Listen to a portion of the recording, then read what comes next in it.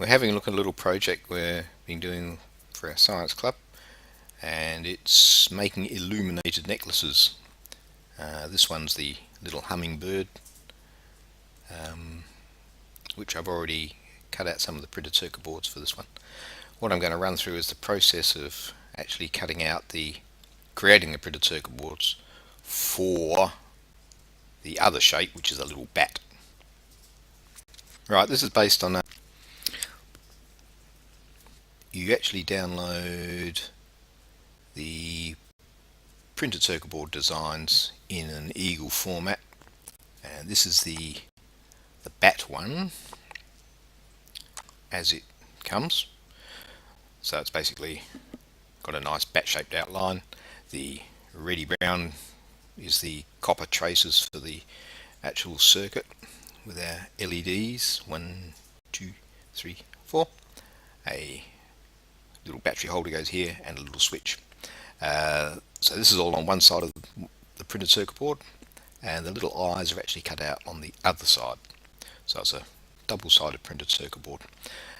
What I've done is actually taken that and converted it into a four bats fitting onto a 100 by 150 printed circuit board, and it ends up looking like this. So this is actually the printed circuit board design. Once again, double-sided copper. You've got the traces on the A side, the eyes on the back side, and the white line is the outline. The grey area here is actually the 100 by 150 millimeter rectangle for the printed circuit boards we'll be using. So what we have to do is I'm using Eagle here, and what we're going to do is actually export these as Gerber files and also Epsilon files, so that we can eventually get them to our little CNC mill and actually engrave these printed circuit boards and cut them out. So in Eagle we go up to the CAM processor, computer aided manufacturing, and I will open up just a template which has just the layers I need in it. So as I mentioned, we got the top layer copper with the tracks on it. The bottom layer copper has just got the eyes cut out of it.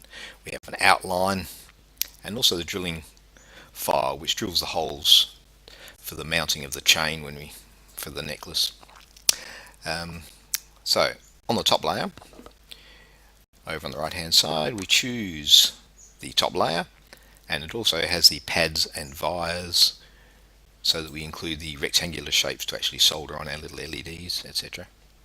Here we have the actual output type of file, and for running with Mac 3 CNC control software, which we will be using, we require a Gerber file, this type RS274X. So you just select that from the list. There's lots of others there for different machines, different file formats. File extension that it drops onto it is just GTL, which is G code top layer, this will create one file. There's also another file created for the bottom layer, which will have down here the bottom layer plus, once again, pads and vias, because it likes to have that. There aren't any actually on the bottom layer. Once again, Gerber file format, file extension GBL for bottom layer. The outline is also a Gerber file, and the outline is actually in a layer called dimension. That's the white lines, and that will be used to actually cut right through the printed circuit board and cut out the individual shapes. File extension GOL, Gerber outline. The drill file is a little bit different. Drill files are actually not a Gerber file, they're called an Epsilon. It's just an industry standard format for drilling holes. And this one we choose down the list, drills and holes layer, similar things. They both work together. I've chosen the file extension .txt. Some people use DRL for drills, but I use TXT. And once you've done that, it's just a matter of going process job,